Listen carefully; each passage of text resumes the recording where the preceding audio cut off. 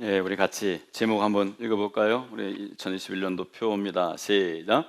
하나님과의 사귐과 누림. 아멘. 하나님과의 사귐과 누림. 예, 같이 읽겠습니다. 주제 선구죠. 요한일서 1장 3절입니다. 한번 읽습니다. 시작.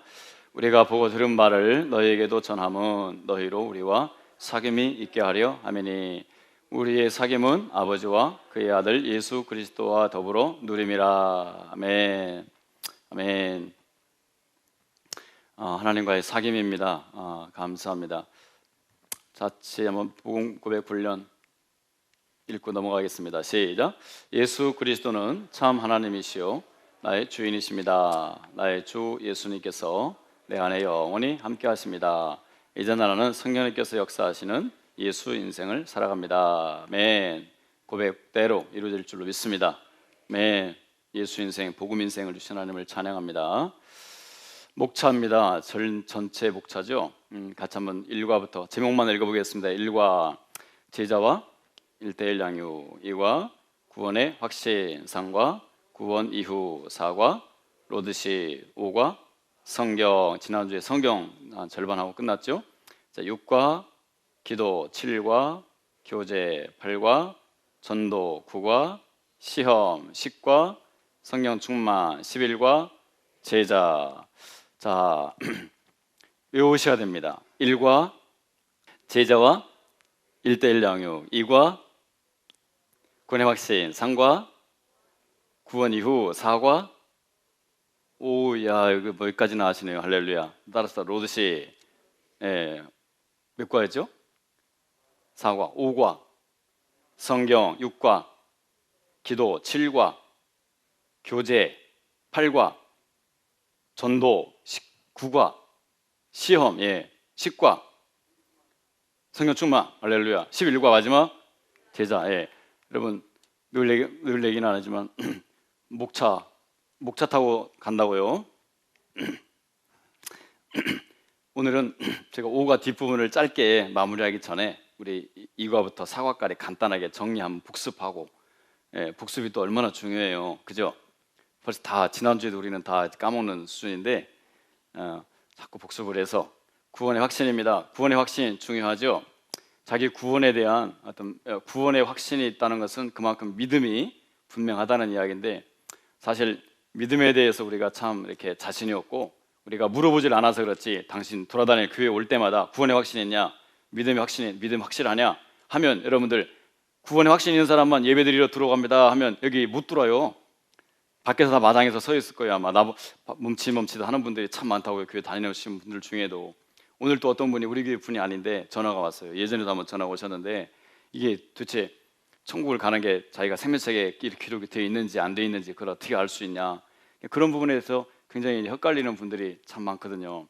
그래서 우리는 어떤 구원의 확신, 우리가 구원을 받는 것은 내 상황이나 내 처지나 내 감정이나 내가 내 노력이나 뭘로 얻는 것이 아니라 예수님의 공로를 100% 의지해서 그 예수님의 공로를 믿음으로 우리가 천국을 가고 구원을 받을 수 있는 그런 하나님의 은혜를 우리에게 허락해 주셨단 말이에요. 그래서 믿음으로 또는 은혜로 우리가 구원을 받는 것을 늘 고백하고 노래를 하잖아요.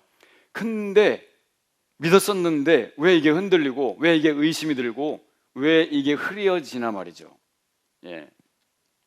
그래서 구원의 확신만큼 중요한 게 그 구원의 확신 이후에 신앙생활이 너무 중요하다. 우리는 물론 다 잘하고 계신데, 자, 한번 봅시다. 자기 구원에 대한 점검과 확신이 있어야 된다. 자기 구원에 대한 점검과 확신이 있어야 된다. 이게 기본적으로 안 돼 있으면, 처음에는 확신이 있었어요. 근데 시간이 가면서 반드시 흔들릴 때가 와요. 특별히 언제 흔들리느냐, 이단들이 와가지고 질문할 때, 누가 와서 너 구원에 대해서 캐치캐치 물을 때, 그럴 때 우리가 이게 확신 있게 우리가 믿음으로 이 말씀들 속에 붙잡고 있지 않으면 반드시 우리가 흔들릴 때가 오고, 자기 삶이나 생활이 어려워질 때, 환난이나 고난이 올 때, 그런 때도 우리가 흔들릴 수가 있어요. 심지어는 더 깊은 회의로 들어가면 하나님이 나를 사랑하시냐 안 사랑하시냐, 거기까지 이제 들어가는 경우가 많은데, 그래서 우리는 내 구원에 대한 확신을 가져야 되는데, 그 구원의 확신도 처음에 예수님 믿을 때보다도 점점 이 확신의 강도가 강해지고 굳건해져 가야 된단 말이에요. 그게 믿음이 성장하는 만큼 구원의 확신도 우리가 더 분명히 가지는 겁니다. 그러니까 구원에 대한 믿음에 대한 지식도 우리가 꾸준히 이렇게 성장하고 공부해야 될 필요가 있습니다.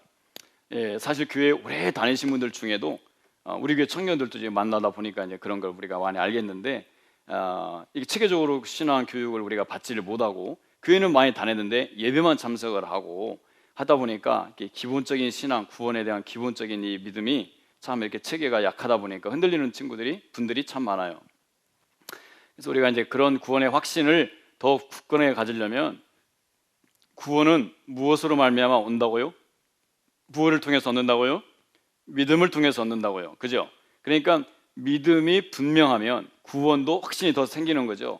그래서 믿음을 어떻게 갖느냐? 전인적으로, 지적으로, 혼적으로, 지적으로, 지적으로, 감정적으로, 의지적으로, 영적으로, 혼적으로, 육적으로 내 모든 삶이 주님의 믿음의 삶하고 일치가 되어서 같이 주님과 함께 연합해서 믿음으로 이렇게 움직여가는 그런 인생이 만들어지지 않고는, 그런 인생의 전인적인 사건으로 구원이 나한테 다가오고 내가 거기에 전인적으로 응답하는 전포적인 헌신이나 사랑이나 영접이나 믿음이 아니면 우리 구원은 반드시 흔들릴 수밖에 없어요. 그 체험성경 1과에서는 이천수사의 날에 그런 얘기를 했어요. 하나님께서 우리에게 주신 것이 너무 많은데 우리가 그거를 느끼지를 못해. 감을 못 잡아요. 믿지를 내 것으로 수유를 못해요. 그거를 실감을 못 느낀다고 해요. 우리가 무언가를 가지고 있으면 그거에 대해서 실감을 느껴, 내 것이 되었으면 그게 내 것으로 느껴져야 돼. 내 것으로 소유했다는 확신이 있고, 그리고 그 감이 오면, 감이 충만하면 우리는 흔들리지 않는 거예요. 감이 없으니까 긴가민가 하는 겁니다. 그래서 우리는 영적인, 우리 사람의 존재 자체가 이 감은 이제 영적인 차원이기도 하고, 깊은 감은 영적인 차원이기도 하고, 얕은 감은 혼적인 감정적인 부분이야. 그러니까 예수님을 지적으로만 공부만 해서 되는 게 아니라 혼적으로, 내 감정적으로 또는 인격적으로 주님에 대한 어떤 실감, 그 은혜가 밀려오면 우리는 그 감을 느낄 수밖에 없어요. 그래서 우리는 은혜를 많이 받는 게 참 중요합니다. 은혜를 많이 받으셔야 됩니다. 할렐루야. 말씀을 통해서도 은혜 받고 예배를 통해서도 은혜를 받아야 되는데, 은혜를 항상 받을 수 있는 준비를 하셔야 돼. 간증을 통해서도 은혜를 받아야 되고요. 그냥 이렇게 자꾸 은혜 받는 통로, 은혜 받는 훈련들을 많이 해놓으셔야지 여러분들이 정말 영적으로 여러분들에게 큰 성장과 유익이 있습니다. 딱딱하고 굳어있고 하나밖에 모르고 그냥 하나님의 풍성하게 오는 감을 우리가 놓치고 느끼지 못하면, 하나님 앞에 하나님께서 주시는 그 하나님과의 관계에 우리가 반드시 어려운 문제가 생기죠. 그러면서 이제 체험성경 옛날에 읽고 공부할 때 그랬잖아요. 음악을 좋아하는 사람은 뭐에 대한 감이 있는 사람이다? 음에 대해서, 소리에 대해서, 악기에 대해서 감이 있는 사람이에요.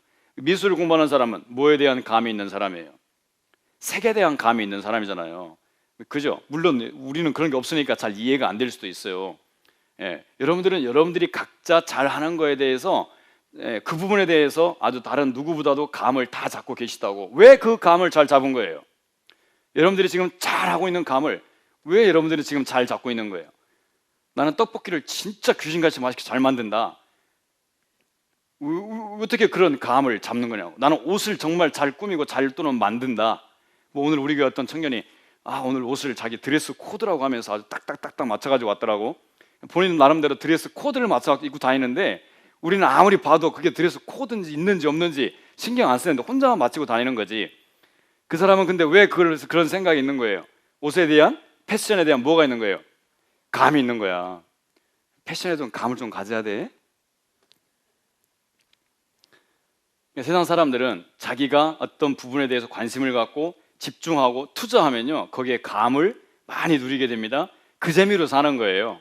그 감을 깊이 잡는 게 그게 인생의 즐거움이고, 사람들은 움직이면서 온몸으로 느끼면서 그 속에서 감을 하나씩 잡고, 예수 믿는 사람들은 무슨 감으로 살아야 되느냐? 예수 믿는 감, 영감이야. 그게 영감, 성령의 실감, 하늘나라의 실감을 잡으라고 하잖아요. 우리가 이렇게 감 잡는 수준이 풍성하게 느껴지면, 그러면 주님으로 정말 그게 이제 임재의 역사고 성령의 역사고 실상을 보는 믿음의 눈이 열리는 것이고, 그래서 이 땅에 살지만 눈만 감으면 하늘나라가 보이고 예언이 보이고 하나님의 음성이 들리고 온 몸으로 하나님의 감이 나한테 채워지고 다가오는 거죠. 그러면 이 세상에서 정말 멋진 신앙생활을 합니다. 주님 안 떠납니다. 주님으로 충만해서 그냥 아무것도 없어도 기쁘고 즐거운 삶을 사는 거예요. 할렐루야. 이게 우리의 구원의 확신이 거기까지 나가야 되는 거예요. 예수감, 실감, 할렐루야. 근데 이제 그런 감을 잡기까지가 저절로 되지 않는다는 거죠. 태권도 운동하는 사람 보세요. 뭐 그 감이 저절로 생기나요? 얼마나 피나는 노력을 하냐 말이에요. TV에 연예인들, 노래하는 가수들 갑자기 나와서 그분들이 어느 아침에 방송국에 나와서 올라가는 게 아니고요.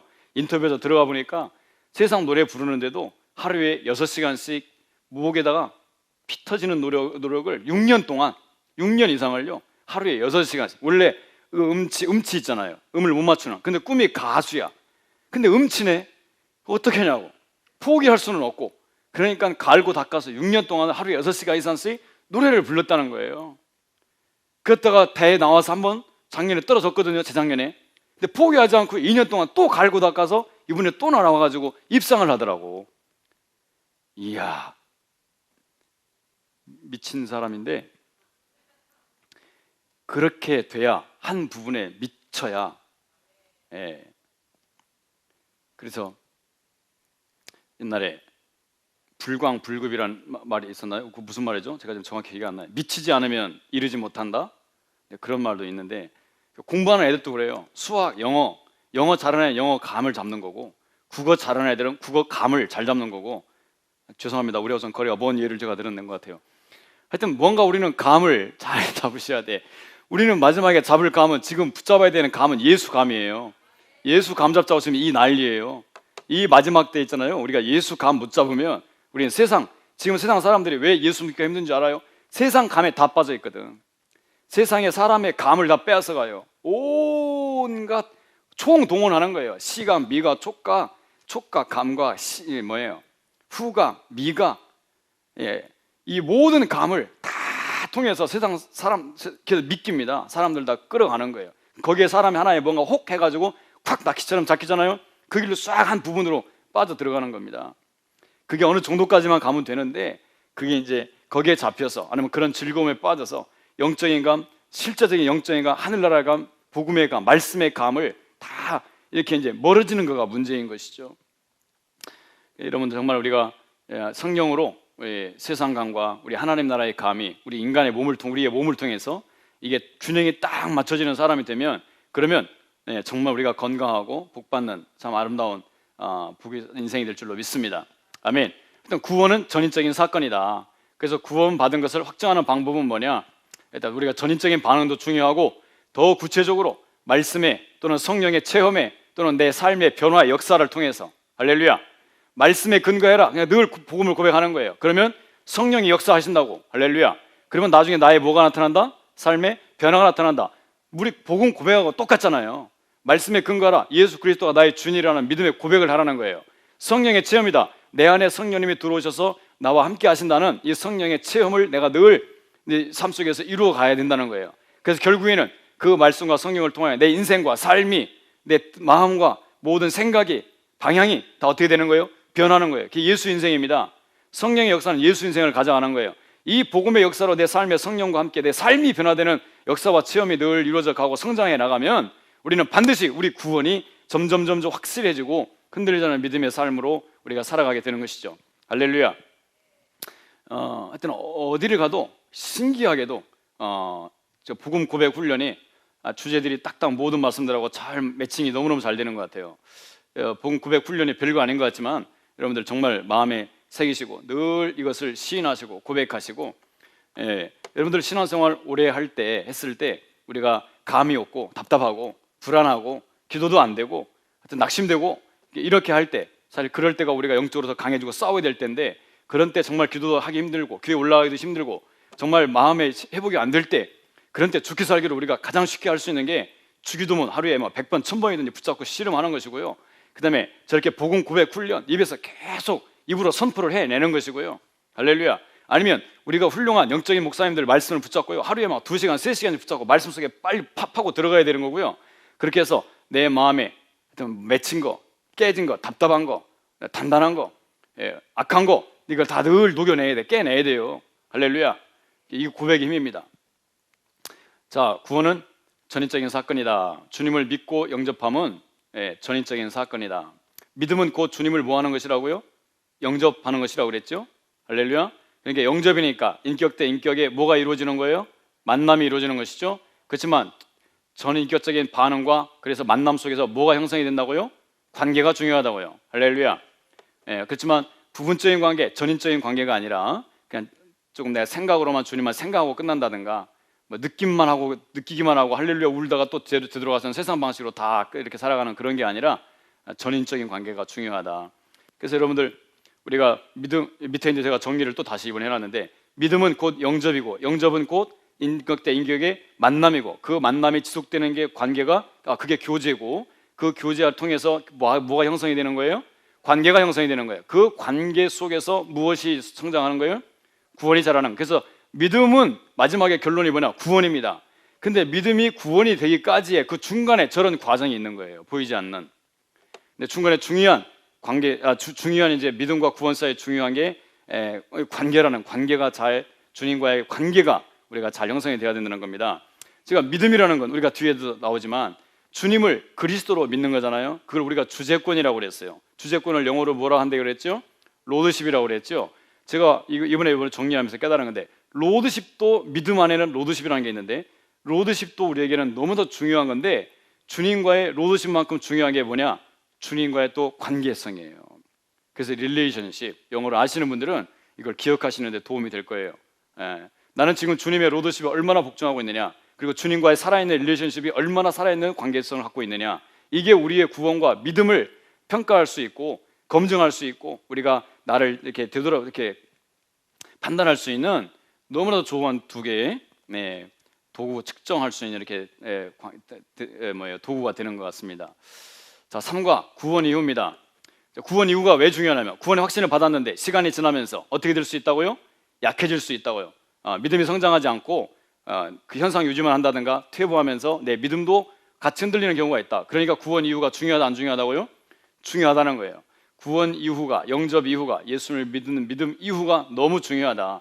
신앙을 성장을 하더라도 저 구원 이후에 어떻게 잘못되느냐, 잘못된 사람을 만나냐, 잘못된 교리를 만나느냐, 잘못된 내가 어떤 체험을 갖느냐에 따라서 구원 이후에 따라서 믿음 색깔이 다 달라집니다. 우리가 지금까지 신앙 생활을 해온 모든 과정도 지금 우리가 경험해오고 성장해온 그 신앙의 배경에 따라서요 신앙의 색깔들이 다 다르다 이 말이에요. 교회 다니는 사람들이 세상에 우리나라에 많지만 교회 다니는 어떤 교회를 다니느냐에 따라서 사람들의 생각과 신앙 색깔이 다 다른 거 아세요? 교회 다니는데도 서로 안 통해요. 안 통해요. 더구나 영적으로 이렇게 조금 무지한 교회들 같은 경우는요 정말 답이 없어요. 정말 그래서 이게 정말 골고루 풍성하게 많은 것들을 우리가 같이 보고 누릴 수 있는 구원 이후가 참 중요한데요. 더구나 이제 여기서 말하는 것은 구원 이후에 뭐가 문제느냐? 일단 믿음이 흔들리는 거예요. 복음에 대한 확신이 흔들리고 그래서 이제 그런 거 안 흔들리려면 뭐가 중요하냐? 나를 이렇게 괴롭히는 정체가 도대체 뭐냐? 내가 왜 괴롭힘을 당하느냐? 그리고 내가 구원받은 이후에 내가 갖게 된 새로운 나의 진짜 신분, 진짜 정체성이 뭐냐? 이거를 날마다 우리가 붙잡고 시인하고 선포하고 확인하는 게 얼마나 중요하냐? 그리고 나에게 주인으로 오신 예수 그리스도를 날마다 뭐 하는 거라고요? 바라보라는 것이죠. 할렐루야. 바라보면서 그러면서 그럼을 통해서 나의 뭐를 꿈꿔라 바라봐라? 꿈꿔야 된다? 내가 예수로 말미암아 주님으로 말미암아 바뀌고 변화지고 고쳐지고 새롭게 되는 새로운 삶을 성장하고 변화되는 삶을 뭐 해라? 기대해야 된다는 겁니다. 나는 안 돼. 난 지금까지 했으니까 해봤는데 안 됐어. 더 이상 나는 더 복음의 소망이 없어.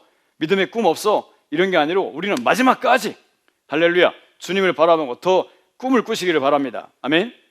젊었을 때는 나이 들면서 성장하면서 변화되면서 사역에 대한 꿈을 꾸게 되겠지만 연세가 들게 되면요 이 복음의 눈이 더 열려서 영의 세계가 열려서 하나님 나라에 대한 그 꿈으로 부풀어가지고 아주 그냥 너무 충만한 더 충만한 삶을 살게 됩니다.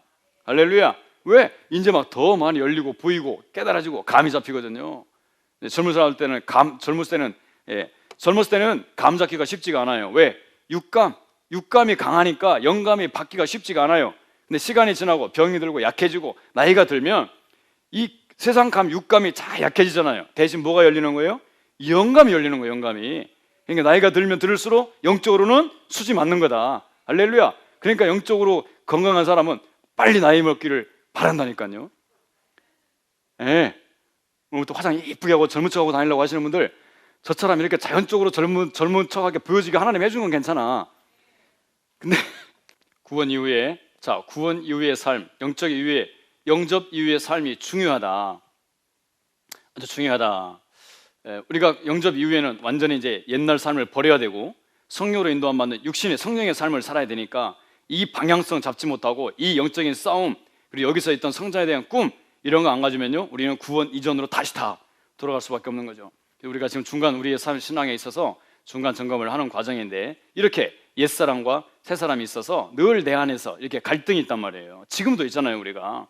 그러니까 이런 거를 빨리, 이런 상황, 이런 실상, 이런 거를 파악을 하고 우리가 어떻게 이 새사람으로, 옛사람을 어떻게 처리하고 새사람으로, 성령으로 어떻게 더 충만하게 이 주님이 우리를 향하신 그 구원의 놀라운 축복의 삶을 이루어 가느냐에 대해서 우리가 늘 깨달아서 보는 거죠. 내 속에 저 옛사람과 새사람을 우리가 다 보셔야 됩니다. 아셔야 됩니다. 이게 신앙의 고민이란 말이에요. 우리 안에 속에 있는 두 가지 마음이 있는 게, 싸움이 있는 게. 그래서 구원 이후의 삶을 아까 읽었었죠? 넘어가겠습니다. 이게 우리가 복음 고백했던 이 고백들이란 이야기고요. 그래서 우리는 항상 주님을 나의 주님으로 바라야 된다. 내가 주님을 바라볼 때 항상 내 정체성이 확인이 되고요. 아멘. 그래서 주님을 바라볼 때 늘 주님께 복종하고 순종하는 삶을 살아가게 되고, 할렐루야. 옛사람은 점점점 버려지고, 물론 지금도 옛사람은 살아서 우리에게 영향을 미칠 수 있지만 때로는 우리가 넘어지고 지기도 하겠지만 거기서 포기하고 멈추는 게 아니라 다시 주님 붙잡고 일어나서 옛사람하고 끝까지, 할렐루야, 우리가 지지 않고 싸워서 이겨나갈 수 있는 그런 싸움의 의지. 신앙생활은 영적인 전쟁판으로 들어가는 거예요, 사실. 다 그러잖아. 영적인 전쟁 사역하시는 분들은 신앙생활은 영적인 전쟁판으로 뛰어드는 거라고요. 할렐루야. 자, 그래서 이제 늘 확인하자는 거죠. 나는 누구의 것이다? 나는 누구의 것인가 확인하자. 내 안에 누가 산다? 그리스도께서 사신다. 할렐루야. 늘 확인하시기를 바랍니다. 주님이 나와 내 안에서 영원히 함께 하십니다. 막연히 이 고백 우리가 너무 듣다 보니까 별로 실감이 안 와요. 그러니까 바꾸는 거예요, 자꾸. 주님이 내 안에, 내 심장 안에 사십니다. 주님이 오늘 나와 함께 예배드리십니다. 주님이 오늘 나 일하러 가는데 같이 동행하십니다. 주님이 내 사무실에 같이 앉아 계십니다. 주님이 우리 집안에서 같이 나와 함께 식사하십니다. 공부하는 자리에 주님이 옆자리에서 같이 도와주십니다. 함께 하십니다. 이렇게 실제적으로 주님이 내 안에 모든 부분에서, 심지어는 모세에게 그러잖아요. 내가 내 무엇과 같이 있겠다? 너의 입과 같이 있겠다. 말 못한다고 할 때 하나님이 그럼 내가 심지어 너의 어디에 같이 있겠다고 그랬냐면 입에까지 같이 있겠다고 그러시잖아. 그러니까 주님은 나의 사방에 모든 곳에 막연히 내 안에 사신다라고 그냥 일반적으로 우리가 알고 있는 반복되는 표현이다 보니까 별로 실감이 안 오는데, 주님이 내 심령 속에 주님으로 들어오셔서, 주인으로 들어오셔서 나와 함께 사신다는 것을 늘 우리가 인정하고 믿음으로 고백하는, 할렐루야. 그래서 나는 이제 또 나의 신분은 누구의 종이다? 주님의 종, 예수 그리스도의 종이시다. 아멘. 나의 호칭은 뭐다? 그래서 예수의 종이다. 할렐루야. 따라서 늘 고백하는 겁니다. 난 예수 그리스도의 종입니다. 아멘. 따라서 나는 예수 그리스도의 종입니다. 종이라는 개념은 주님의 일을 감당하는 사명을 받은 사람이란 뜻이에요. 할렐루야. 삶의 나의 방향은, 이제 새로운 사람이 변화됐으니까 나의 삶의 방향은 땅의 것이 아니고 완전히 달라졌죠? 이런 거 늘 생각하는 겁니다. 교재에 다 나오는 단어들이에요. 나의 인생의 목표는, 할렐루야, 여러분 인생의 목표는 뭐예요? 하나님의 영광입니다. 따라합시다. 나의 인생의 목표는 하나님의 영광입니다. 늘 이런 걸, 또 삶의 태도는 모든 어떤 일을 하든지 간에 누구에게 하듯 한다? 주님께 하듯 한다. 할렐루야. 나의 살아가는 힘은 어디서 온다? 밥심이 아니고 더 근본적으로 우리의 힘은 어디서 온다? 주님에게서 온다. 늘 인정하시기 바랍니다. 아멘. 나의 모든 사람과의 관계 속에서 무슨 목적을 가지고 또 살아가느냐? 나의 유익이 아니고 누구의 유익이다? 남의 유익을 위해서 산다. 우린 다 나의 유익을 위해서 산단 말이에요. 예수 믿으면서도 그런 사람들이 있습니다. 여러분, 우리가 남의 유익을 위해서 사는 사람으로 우리는 다 하나님이 변화시켜 주셨습니다. 이걸 모르면 우리 인생에 정말 하나님의 놀라운 은혜와 하나님의 역사하심의 체험을 이룰 수 있는 통로가 다 막히는 거예요. 우리가 어쨌든지 간에 남을 위해서 살려, 남의 유익을 위해서 살 때, 남의 유익, 회사에서는 직원들의 유익, 상사의 유익, 나의 유익이 아니라 오늘날 모든 사람들은요, 다 인생의 삶의 기준이 다 자기 유익입니다. 나에게 얼마나 유익이 되느냐 안 되느냐가 모든 사람들이 움직이는 기준이에요.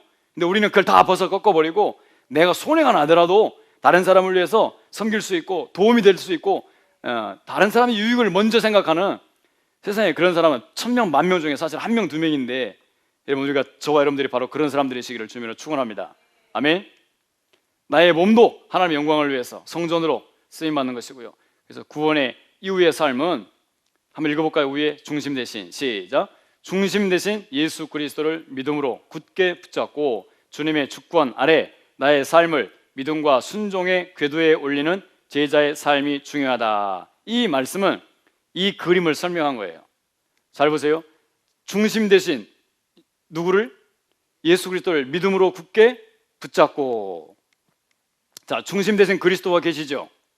믿음으로 굳게 붙잡는다. 그게 구원의 확신입니다. 중심축을 가지고, 아이고 잠깐 죄송합니다. 중심된 예수 그리스도를 믿음으로 굳게 붙잡고, 그 다음에 주님의 주권 아래, 로드십이죠. 나의 삶을 무엇과 무엇으로?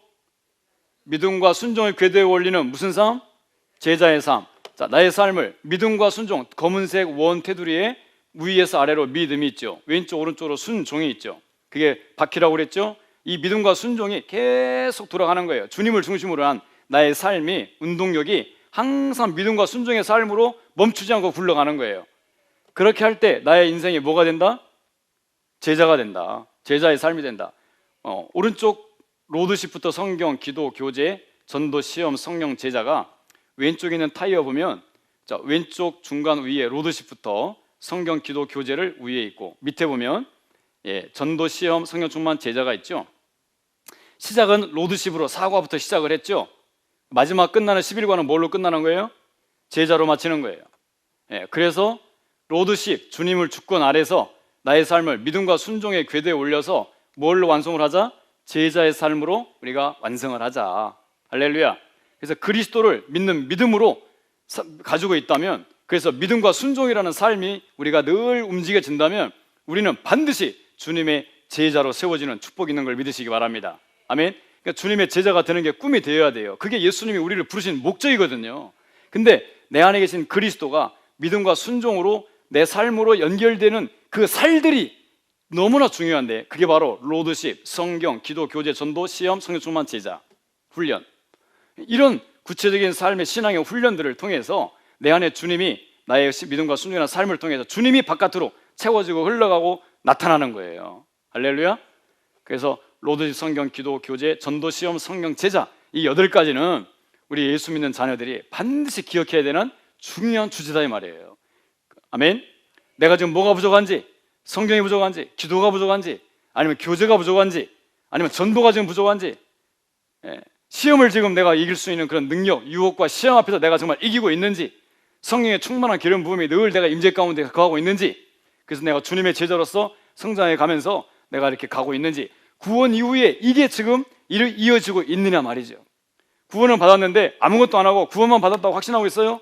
저런 성장이 없고 믿음과 순종이 없이 가면은 반드시 우리가 낙오될 수밖에 없고, 성장은 안 이루어지고 주님이 우리에게 구원의 사명을 주신 축복을 우리가 이룰 수가 없게 되는, 그래서 저게 우리의 꿈과 이상이 되어야 되고요. 저게 우리의 삶 가운데 늘 보여지시는 내가 있기를 주님의 이름으로 축원합니다.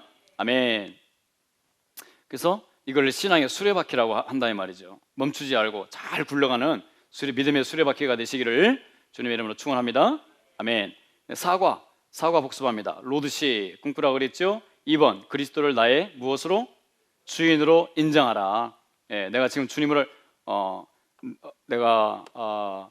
내 생각 속에서 주님으로 인정해야 되고, 마음을 또 몸을 또 삶을 통해서 날마다 주님을 인정하는 그런 삶을 우리가 뒤에 나오죠. 그 다음에 주님이 나의 주신 대로 우리가 해야 될 일이 있고, 또 순종이야말로 내가 주님의 주인 되심을 인정하는 최고의 표시가 된다. 하나님의 말씀대로 살아가는 것이.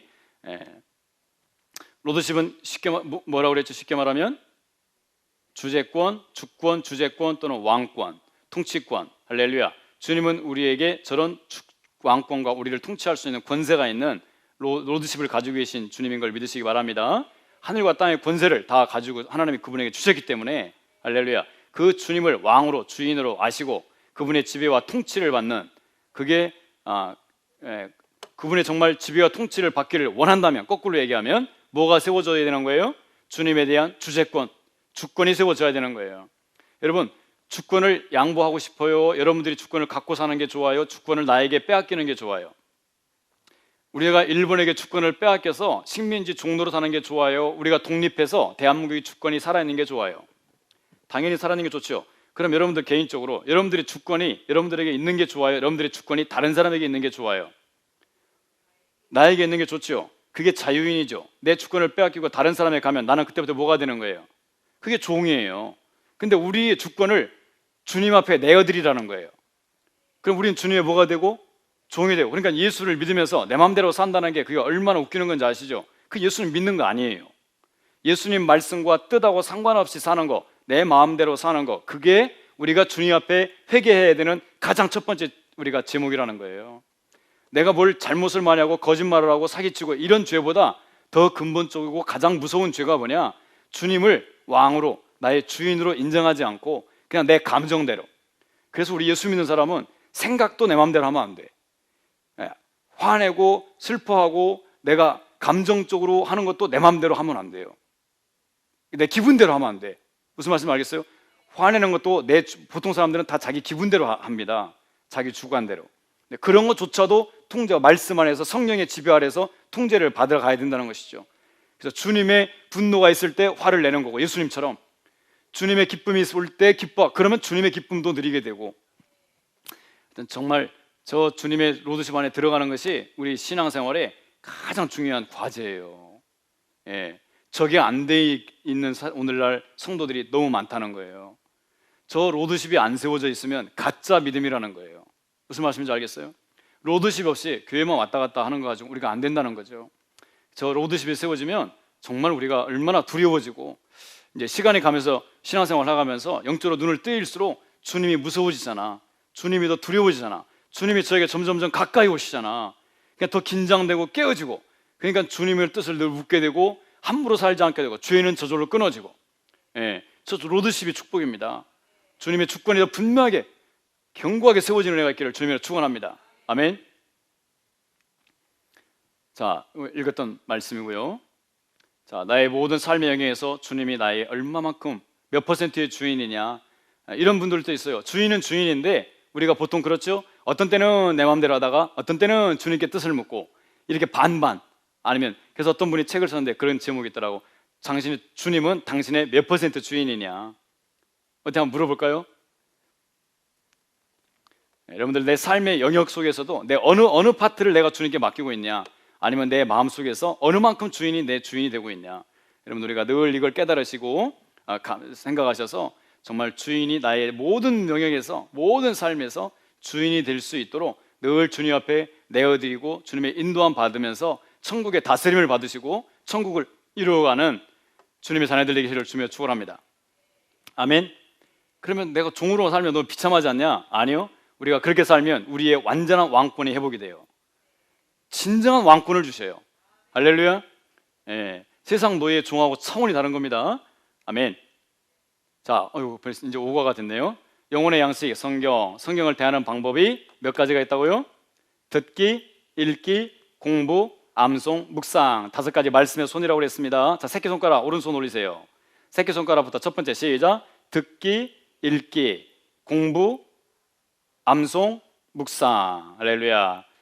아멘. 자, 자기가 다 피지 마시고 거꾸로 해볼까요? 피는 걸로 한번 해볼까? 외워봅시다. 그냥 듣기, 읽기, 공부, 암송, 묵상. 자, 여기서 질문하겠습니다. 듣기, 성경 말씀을 들어보신 분 손 들어보세요. 들어보신 분. 이거 손이 안 드는 분도 있네. 다 들어보셨죠? 할렐루야. 좋아요. 읽어보신 분. 할렐루야. 그 다음에 공부해보신 분. 할렐루야. 여기까지는 손이 좀 많을 거예요. 안 해본 사람은 없을 거예요. 근데 자, 4번 암송해보신 분. 지금도 암송을 하고 계신 분. 왜 또 손이 내려가요? 암송. 자, 묵상해보신 분. 말씀을 묵상해보신 분. 자, 손 내리세요. 우리가 듣기만 하면 되지 않냐, 읽기만 하면 되지 않냐. 여러분, 성경의 말씀의 가장 큰 축복은, 진짜 축복은 저 아래로 갈수록 묵상, 공부와 암송과 묵상을 통해서 우리가 진짜 말씀의 성경의 축복을, 말씀의 은혜를 우리가 더 깊이 얻게 되는 걸 믿으시기 바랍니다. 그러니까 듣기만 하는 게 아니라 읽기만 하는 게 아니라 공부도 하셔야 되고, 스스로 아시잖아요. 집에서 교재 가지고 공부할 때 은혜가 더 돼요, 안 돼요? 되셔요. 할렐루야. 암송을 하게 되면 그 유익은 더 크고 이루 말할 수가 없죠. 근데 이제 이 묵상이 이제 비밀인데요, 신비인데요. 묵상은 사실 기도에 가까워요. 말씀의 묵상은. 그래서 말씀 5가 다음에 6과가 뭘로 이어지는 거예요? 이제 기도로 이어지는 겁니다. 그래서 듣기부터 이제 암송까지 가는데, 이 말씀의 자원을 가지고 내가 이 말씀을 끌고 주님으로, 사실 말씀의 주인이 누구예요? 예수 그리스도입니다. 말씀이 역사할 때 반드시 성령님이 함께 역사하시죠. 할렐루야. 그 말씀의 비밀, 말씀 속에서 역사하시는 예수 그리스도를 내 것으로 소유하고 삼고, 아까도 말씀드린 것처럼 감을 잡고 실감을 잡고 그 신비한 세계에 들어가고 그 말씀의 능력을 내 것으로 누리고 하는 그 모든 통로가, 열쇠가 어디에 있냐? 묵상에 있는 거예요. 묵상에. 할렐루야. 저도 이 교재를 보다 보니까 제가 이렇게 말씀이, 묵상이 귀하고 가치 있는 걸 사실 모르고 지금까지 우리가 살아온 거예요. 듣긴 들었죠. 근데 이걸 가치를 더 몰라서 여기에 도전도 깊이 안 하고, 이 묵상이라는 것이 이렇게 귀하고 좋은 건데 우리가 이걸 모르니까 하지를 않는 거죠. 그냥 듣고 읽고 하는 것으로 우리는 말씀을 다 안다고 우리가 생각을 했었거든요. 근데 그거는 말씀의 전체의 5%, 1%, 5% 이것도 안 되는 거예요. 진짜 말씀의 유익은 공부부터 시작을 해서 암송을 하셔야 되고, 암송을 해서 내 머리판에다 새겨야 되고, 그 새긴 말씀을 내 마음으로 끌고 와서 그걸 묵상하면서 내 것으로 소화해 나가는, 할렐루야. 그게 진짜 축복이더라 이 말이에요. 아멘. 자, 우리가 좀 복습합시다. 말씀이 육신과 우리 영의 뭐가 된다고요? 양식이다. 할렐루야. 반드시 말씀 먹고 살아나시는, 살게 되는 은혜가 있는 걸 믿으시기 바랍니다. 성경의 중심 인물은 누구시다? 말씀의 주인은 누구시다? 예수 그리스도십니다. 믿으시기 바랍니다. 할렐루야. 성경을 기록한 목적도 그러니까 예수 그리스도를 알게 하는 거고요. 할렐루야. 그럼 예수만 알고 공부만 하고 끝나냐? 아니요. 예수를 알게 되면 반드시 우리에게 뭐가 부어진다? 찾아온다? 생명이 들어온다. 생명을 얻게 된다. 그래서 말씀과 예수를 붙잡고 생명을 얻는 기쁨과 능력을 아시게 되면 우리는 말씀을 떠날 수가 없는 거예요.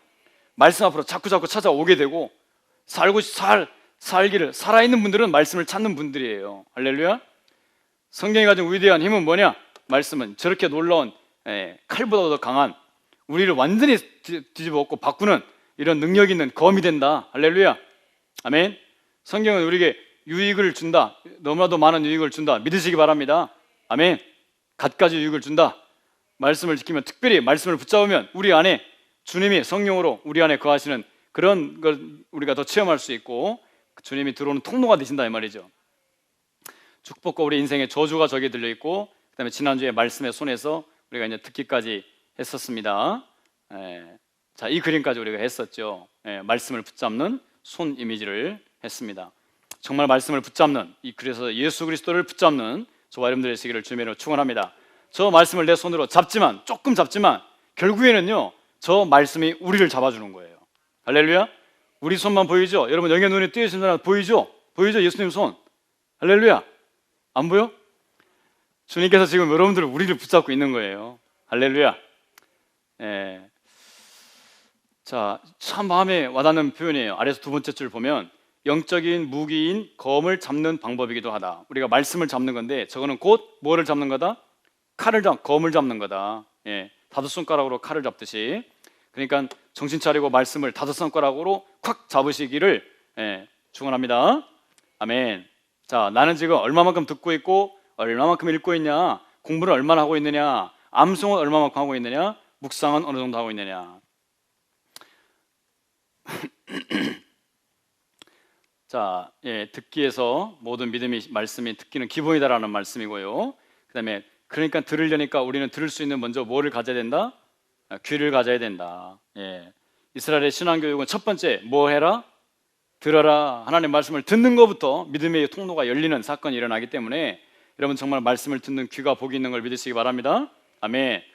예수님도 비유로 해줬잖아요. 길가에 뿌려졌다, 돌밭에 뿌려졌다, 뭐 바위에 옥토에 가시떨기에 떨어졌다, 좋은 땅에 떨어졌다. 이건 다 뭐냐면 말씀이 듣는 자다. 여기도 말씀을 들은 자다. 말씀을 들을 때부터 이제 이 1차적으로 이제 역사가 일어나는 건데, 듣고 끝나는 게 아니라 들은 다음에 어떻게 듣고 그걸 받아들이고 어떻게 내 이 말씀에 자라고 하는 과정이 중요하거든요. 그러니까 좋은 밭이라는 것은, 좋은 땅에 뿌렸다는 것은 착하고 좋은 마음으로 귀가 열린 거죠. 말씀을 듣고 끝나는 게 아니고, 그 다음에 뭐 했어요? 지키어. 그 다음에 뭐 했어요? 인내로 끝까지 견디고 참고 붙잡고 믿고 공부하고 암송하면서, 그 다음에 그 말씀으로 결국에는 형체화를 이루는, 결실을 이루어 가는 데까지 간다는 거예요. 할렐루야. 아멘. 그 말씀으로 그 복까지 우리가 받아내야 되는 걸 믿으시기 바랍니다. 따라합시다. 말씀에 결실을 이루자. 아멘. 아멘. 말씀의 결실을 위해서 듣고 읽고 공부하고 암송하고 묵상하자. 그렇게 할 때 말씀이 진짜 우리 것으로, 또 양식의 우리에게 더 힘이 되고 살이 되고 열매 맺게 하는 능력으로 다가올 줄로 믿습니다. 읽기, 평생에 자기 옆에 두고 읽어라. 신명기 17장에 이스라엘 왕이 세워지면 모세가 그 왕들에게 주는 명령 남긴 유언이거든요.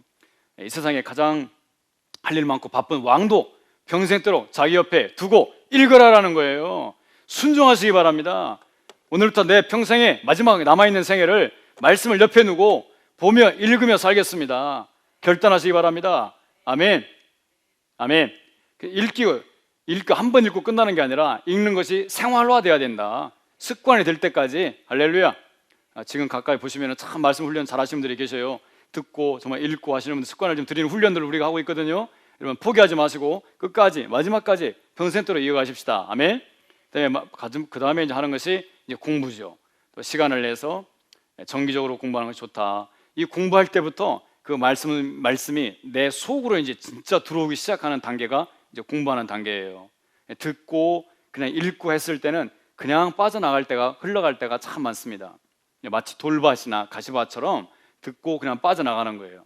근데 공부를 하기 시작한다는 것은 저것을 내 몸속에 이제 새기기 시작한다는 거거든요. 새기는 작업입니다.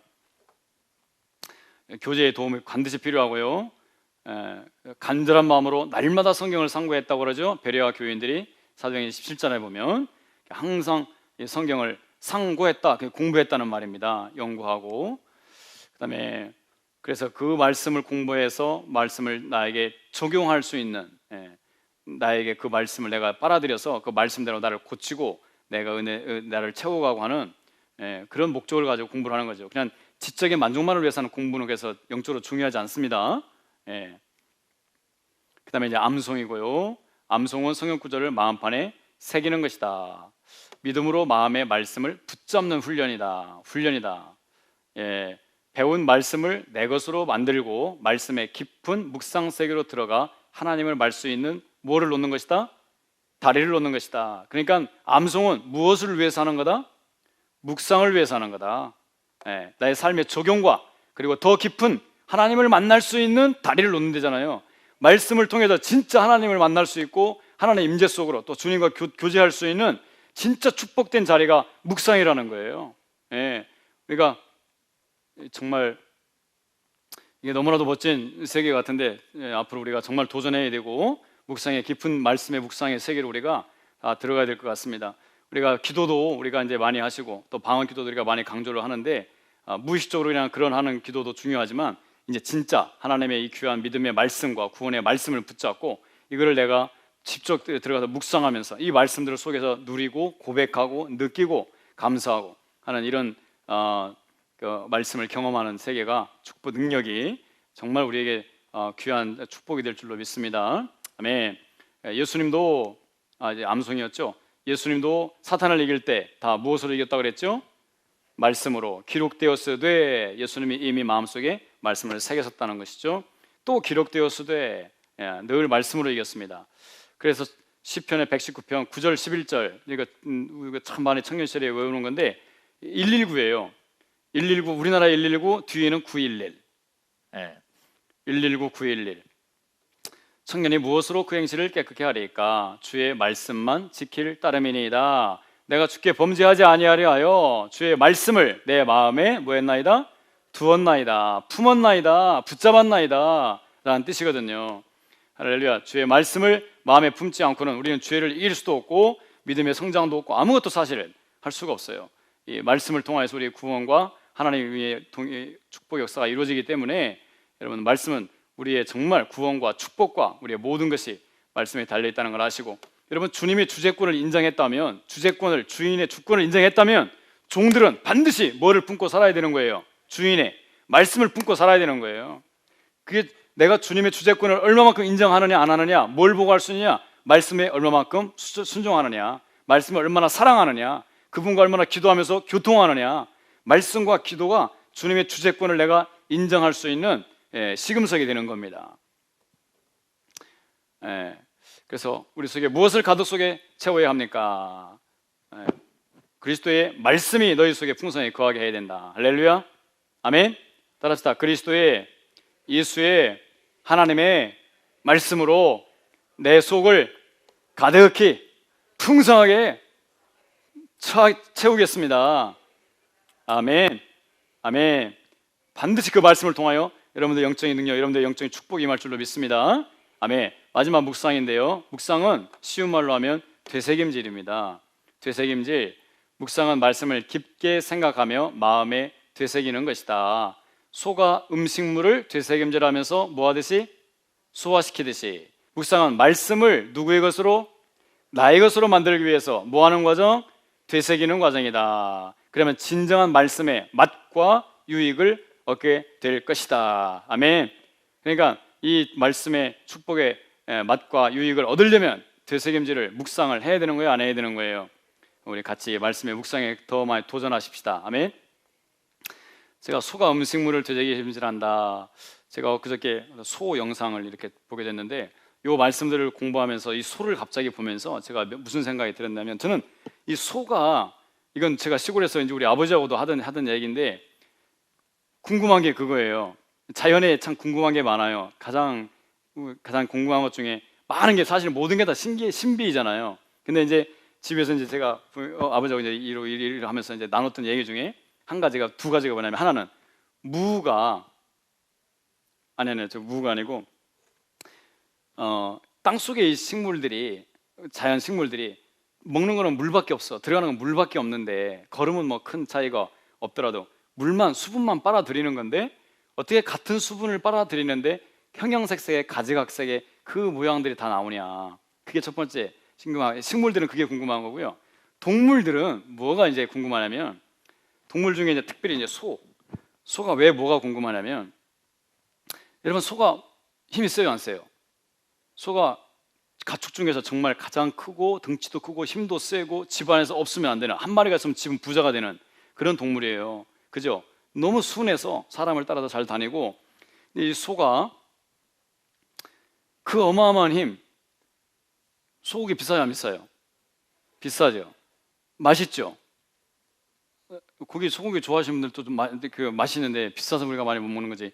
소 비싸죠, 맛있죠, 덩치 크죠, 너무나 유용해요. 근데 소가 뭘 먹고 자라죠? 풀. 여러분, 풀이 힘이 있어요, 없어요? 풀이 가치가 있어요, 없어요? 그죠? 근데 그것만 걔는 평생 먹고 살아요.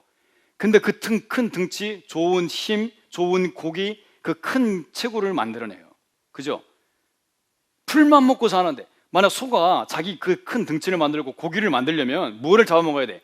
개를 잡아먹든가 돼지를 잡아먹든가 해야 되는데, 얘는 달리는 힘도 없고요, 날카롭지도 않고요, 다른 동물을 잡아먹게 돼 있는 구조가 아니야. 하면서 뻐끔뻐끔, 속도도 느리고 그냥 풀만 주워 먹게 만들 수 있는, 늑대처럼 빠르지도 않고 이빨을 잇지도 않고 빠르지도 않고 뭐 날쌔지도 않고, 등치는 크고 다리는 짧아서 띠뚱띠뚱 걸어가야 되고, 힘은 센데 뭐 아무 어떤 다른 고기를 잡아먹을 수 있는 조건 하나도 안 갖춰져요. 뭐만 먹고 살아냐? 풀만 먹고 살아요. 풀만 먹고 사는데 그 좋은 몸집, 좋은 힘, 좋은 근육, 좋은 큰 체구를 만들더라, 이 말이에요. 그게 신비하더라 이거예요. 그 아버지하고 둘이 그런 얘기를 했다니까요. 신비입니다. 근데 그 신비의 열쇠가 하나가 뭐가 있느냐? 하나님 우리를 깨닫게 해주는 거예요. 풀을 먹었는데 그 풀이 뭐가 귀하다고. 풀을 여러분 한번 씹어서 소화를 안 시키면 그게 제대로 된 종물이에요? 고기를 뜯어 먹어도 소화 이렇게 고기를 뜯어 먹어도 되새김질하는 짐승 없어요. 한 번에 그냥 대충 씻고 넘겨도 모든 고기들은 짐승들은 다 소화가 된다고요. 근데 그 약한 풀을 먹었는데 소화가 안 되나 봐. 또 뱉어내가지고 또 씹어. 또 소화가 안 되나? 또 뱉어내서 또 씹어. 하루 종일 보셨죠? 꼭 막 아주 갈아엎듯이 우리는 위 아래로 씹는데 얘는 막 입을 갈아. 그 풀 하나를 완전히 씹어가지고 정말 말 그대로 씹고 또 씹어가지고 자기 것으로 만들었더니 하나님 어떤 축복을 주셨냐? 풀만 먹었는데 엄청난 고기 등치 체격 힘을 주시더라 이 말이에요. 할렐루야. 그러니까 우리는 풀만 먹어도 그렇게 되는데 하나님 나라 이 거룩한 생명의 말씀들을 이렇게 많이 주셨는데 이걸 우리가 먹고 다 길가에 심었던 뿌려진 씨앗처럼 내가 씹어야 되는데 새들이 다 마귀들이 다 건져가고 가져가니까 이 말씀들이 우리 안에 들어오면 풀이 들어가도 이렇게 능력이 생기는데 이 말씀이 우리 안에 들어가다 되새김질하고 묵상이 되고 내 것이 되면 우리가 어떤 영적인 존재가 되겠냐 말이에요. 그 소를 보고 제가 깨달았다니까요. 할렐루야. 여러분 말씀에 소가 되십시다. 아멘. 말씀에 소가 되십시다. 세상 걱정, 염려, 세상 소리, 세상의 사람들의 말 헛된 거에 다 사람들이 거기에 빠져가지고 그 말들 되뇌이고 하루 종일 사람도 여러분 묵상 안 하는 게 아니에요. 모든 사람들이 다 묵상합니다. 모든 사람들이 다 되새김질합니다. 모든 사람들이 다 공부하고 있습니다. 모든 사람들이 지금 다 뭔가 읽고 듣고 있어요. 근데 하나님의 말씀이 아니니까 문제인 거예요. 하나님의 말씀이 아니고 세상의 말, 사람의 말, 인간의 사상, 이념, 신념, 정치, 당, 자기들의 어떤 철학 이런 거 붙잡고 사람들이 평생 동안 거기에 빠져 들어가는 거예요. 그러니까 사람의 열매, 사람의 사상의 열매, 사람의 이 세상의 어떤 세상의 형체는 만들어집니다. 그렇지만 우리 하나님 나라는 예수 그리스도의 말씀을 가지고 그리스도의 말씀을 먹고 마셔서 말씀으로 형체화가 나타나야 되고 그 말씀이 나 안에 채워지는 것만큼 우리가 예수님이 우리 안에 주권으로 세워진다는 거예요. 내가 뭘 먹느냐에 따라서 내 존재가 변화가 된다는 거예요. 먹는 대로 사람의 형체가 만들어진다는 거예요. 주님의 말씀이 우리 안에 더 많이 들어오셔야 되고 마지막 때 우리가 더 말씀을 붙잡으셔야 되고 하나님의 모든 것이 말씀을 통해 우리에게 이미 다 주어졌는데 이건 우리가 제껴놓고 하나님 더 직접 뭘 좋은 걸 달라는 거죠. 아니에요. 하나님 우리가 신앙의 형체화의 원리는 말씀이 들어가고 말씀이 믿음으로 운동력으로 바꿔져서 이 말씀이 운동력으로 형체화를 이루어지는 것이 그 말씀의 형체화로 천국이 이루어지고 축복이 이루어지고 능력이 나타나고 지혜가 나타나고 성화가 이루어지고 그래서 이 말씀을 붙잡고 살아가는 그 믿음이 그게 진짜 믿음인 거죠. 말씀 제껴놓고 순종 운동력 제껴놓고 하나님께 만날 복만 구하는 세상 이게 복 구하는 기복신앙 세상 그 가짜 종교들이 아니란 말입니다. 우리는 그래서 우리는 말씀을 내가 얼마나 붙잡고 사모하고 살아가느냐. 말씀을 공부하는 방식도 참 다양한데요. 지식으로만 공부하는 사람들도 있어요. 지식으로만. 예. 그래서 이천우 목사 옛날에 그렇게 말씀 공부하는 거, 지식으로 공부하는 거, 신학교 가는 거 다 그렇게 우리 신학교 갈 때 그랬거든요. 자격증이니까 면허증이니까 자격증만 따면 돼. 대충 공부하고 나와. 운전 여러분 면허증 100점 맞으려고 밤새면서 공부할 필요 있어요 없어요? 면허증 70점만 넘어가죠. 면허증만 따서 뭐만 잘하면 되는 거예요. 운전만 잘하면 되는 거야. 100점 맞았다고 자랑하더라 하고 나서 맨날 사고 내고 돌아다녀봐. 그 무슨 소용이 있냐고. 머리로 하는 게 중요한 게 아니다라는 걸 얘기하는 거예요. 말씀은 내 온 몸으로 마음으로 영으로 받아서 이 말씀의 능력을 체험해서 이 말씀으로 축복을 누리시고 이 말씀의 능력이 되어서 하나님 나라의 도구로 쓰임 받으시고 할렐루야. 그런 은혜와 능력과 축복이 있으시기를 주님으로 축원합니다. 여러분 주야로 묵상하는 그 율법을 주야로 묵상하는 이 묵상한다는 게 구약에서는 되새김질을 하는 거예요. 되새김질하는 거. 소가 되새김질하는 말이라잖아요. 아니면 개가 뼈다귀를 갖다가 그 뼈다귀를 하는 거예요. 뼈다귀에 여러분 뭐 붙어 있어요 없어요? 근데 개들은 뼈다귀 좋아해요 안 좋아해요? 엄청 좋아하죠. 왜 좋아해요? 개들이 뼈다귀를 왜 좋아할까요? 고기도 없는데. 예? 우리는 모르지만 거기에 살이 좀 붙어 있나 봐. 뼈 사이에. 그거 다 뜯어 먹으려고 그러지 않겠어요? 그 고기의 향.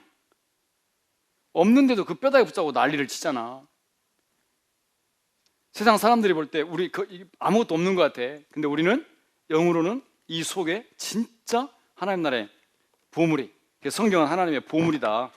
하나님이 우리에게 주신 가장 소중한 보물이다. 이런 믿음을 우리가 가집시다. 아멘. 그래서 주야로 묵상한다. 근데 이제 입술로만 이렇게 암송한 말씀을 늘 되뇌이는 이 훈련인데요. 천주교나 이 불교에서는 이 묵주라는 게 있어가지고 그게 얼마나 중요한지 아세요? 하나하나 넘기면서 이 하나씩 떠올리는 거예요. 그 약속이거든. 이걸 하나하나 넘기면서 눈 감고 앉아서 자기들의 말을 묵상하는 겁니다. 그러니까 그 영적으로 걔들이 심령으로 깊어지는 거예요, 신앙이. 우리 기독교는 그런 게 없어요. 주기도만 하나 암송하는 거 딱 외에는 사도신경하고. 우리도 진짜 우리가 묵상 또는 영적 운동하는 분들은 관상이라고 하는데 눈을 감고요, 영적인 세계, 예수님의 세계로 들어가고 창조시대 세계로 들어가고 모세의 광야 성막으로 들어가고 선막도 하나 짠 처음부터 시작해서 법궤까지 들어가는 하나하나를 묵상하고, 그 예수님의 그 일생 속에서 만났던 상황들을 하나하나 묵상하면서 따라다니면서 그걸 묵상하고, 그게 다 묵상이에요. 말씀의 현장 속으로 내가 들어가는 거예요. 영으로 들어가서 거기서 내가 예수님의 말씀을 만나고 체험하고 누리는 그런 것까지가 묵상이에요. 그러니까 이게 얼마나 사실 유익한지 모릅니다. 눈을 뜨고 글로 내 혼으로만 말씀을 받아들이는 게 아니라 이제 그런 걸 다 내려놓고 그걸 기반으로 해서 듣고 읽고 보고 암송하고 공부한 말씀들을 가지고 내 영 안에서 이걸 혼자 이제 되새김질하면서 그 영적인 현상 속으로 내가 들어가서 거기서 직접 주님을 내가 만나는 작업을 하는 겁니다. 이거 가장 주님의 큰 임재와 감동과 은혜를 맛보는 순간들이 그 순간들이라는 거죠. 그러니까 이거는요, 정말 사모함, 갈망, 영적인 깊이 없으면 안 되는 겁니다. 세상에 분주하고 땅의 것에 눈이 우리가 빨개, 세상에 감이 잡혀 있으면 이 감의 세계, 영의 세계로, 묵상의 세계로 들어갈 수가 없는 거예요. 그러니까 진짜 이 속에 들어가야 우리가 진짜 믿음으로 성장했다, 영적으로 깊이가 있다 말할 수 있는 겁니다. 할렐루야. 말씀을 가지고 기도의 묵상의 세계로 우리가 도전해 들어갑시다. 우리도 이제. 할렐루야. 아멘. 할렐루야. 하나님께 영광을 받아 드리겠습니다. 아멘. 감사합니다. 믿습니다. 찬양합니다. 같이 시간에 함께 기도하시기 원합니다. 하나님, 우리가 지금까지 주님의 인도하심과 구원하심 속에서 하나님 지금까지 오랜 시간 주님을 자라왔습니다. 우리가 되돌아볼 때 하나님, 우리가 조금 더 체계적이지 못하고 소홀하고 부족했던 부분들이 많이 있습니다. 하나님, 주님을 더 우리가 분명하고 온전히 알기를 원하고, 또 하나님께서 우리에게 베풀어 주신 이 놀라운 구원의 여정을, 신앙의 훈련들을, 하나님의 이제 믿음의 싸움들을 더 우리가 눈을 뜨고 영적인 실체를 파악하고 나의 영적인 현상과 또 미래 비전과 하나님의 모든 말씀의 언약과 하나님이 함께 하시는 모든 축복의 하나님의 꿈들을 우리가 더 분명히 붙잡고 이 믿음의 길을, 신앙의 훈련들을 앞으로 더 많이 받아 나가기를 원합니다. 저를 말씀의 길로 인도하셔서 하나님 말씀을 통하여 하나님이 우리에게 주시는 그 모든 축복과 언약과 하나님의 약속들을, 복음들을 우리가 누리고 맛보고 하나님의 형체화로 열매를 이루는 우리의 신앙이 될 수 있도록, 그래야 참된 주님의 제자로 이래서 성공할 수 있도록 축복하여 주시옵소서. 주여, 함께 기도하겠습니다. 주여, 주여.